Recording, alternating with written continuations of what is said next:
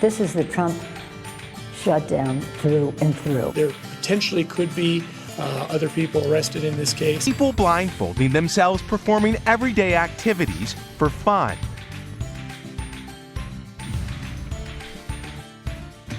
This is the Trump shutdown through and through, as why he has proudly taken, in his view proudly, taken ownership of it.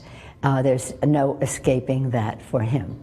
That doesn't mean we take any joy in the fact that there is a Trump shutdown. We want government to open. Are you willing to come up and give him some of this money for the wall? Because apparently that's the sticking point. No, nothing to the wall. We're talking about border security. There is no amount of persuasion he can do to say to us, we want you to do something that is not effective, that costs billions of dollars, that sends the wrong message about who we are as a country. As the president saying, I will hold 6 agencies of government hostage to my campaign promise that I was going to build a wall and that Mexico was going to pay for it. He says, well, now I've redone this deal, new trade deal with Mexico, so ultimately Mexico is going to pay for it. Do you buy that? No, the president either doesn't know what he's talking about or doesn't want to know what he's talking about. There's no way that money from a trade agreement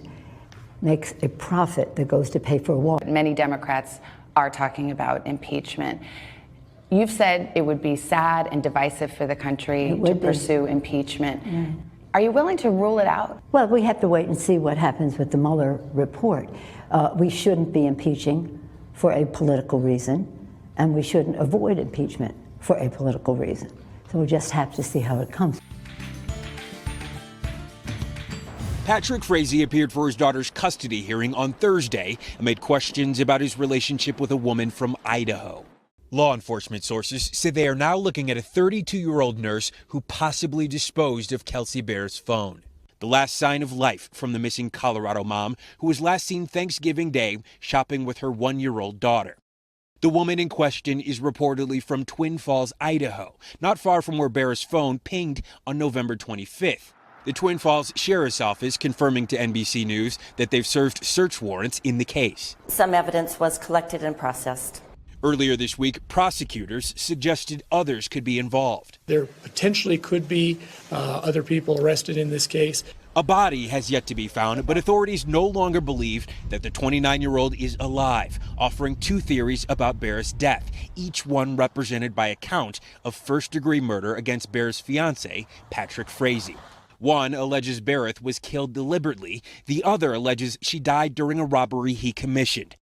Frazee also faces 3 counts of solicitation to commit murder in the months leading up to Barrett's disappearance. Court documents not giving any details about who he approached or insight as to why prosecutors think Frazee is responsible for his fiance's death. I can't really speak as to what Mr. Frazee has done. Most facts in the case are still under seal. Investigators still pursuing any and all information in the case. They've got a lot of investigative leads, a number of interviews they want to do, a number of items they have to collect. Is there anything you want to say? Frazee and his lawyers aren't commenting on the case, but he's expected to enter a plea at a hearing later this month. Still behind bars this morning as questions continue to swirl about exactly what happened to Kelsey Barrett. If you look, you will die. Do you understand? A bona fide blockbuster and social media craze you have to see to believe. This morning sparking a new warning from Netflix.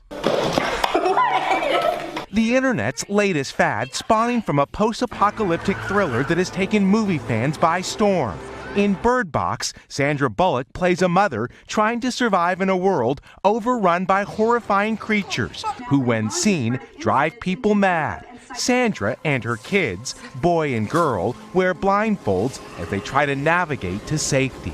That storyline has inspired the Bird Box Challenge. People blindfolding themselves performing everyday activities for fun. Sometimes with funny, cringeworthy, even painful results. And while Bird Box mania spreads, Netflix is now urging everyone wearing their own blindfolds to stay safe. The media giant taking to Twitter, writing in part, Please do not hurt yourselves with this Bird Box challenge. We don't know how this started and we appreciate the love. But boy and girl have just one wish for 2019, and it is that you not end up in the hospital due to memes.